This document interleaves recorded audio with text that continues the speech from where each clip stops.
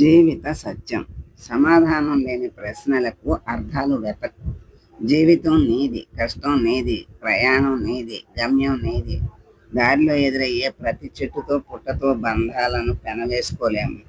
ప్రేమకైనా స్నేహానికైనా హృదయం స్పందించాలే కానీ ఏ బంధంలోనూ బలవంతాలు ఉండకూడదు.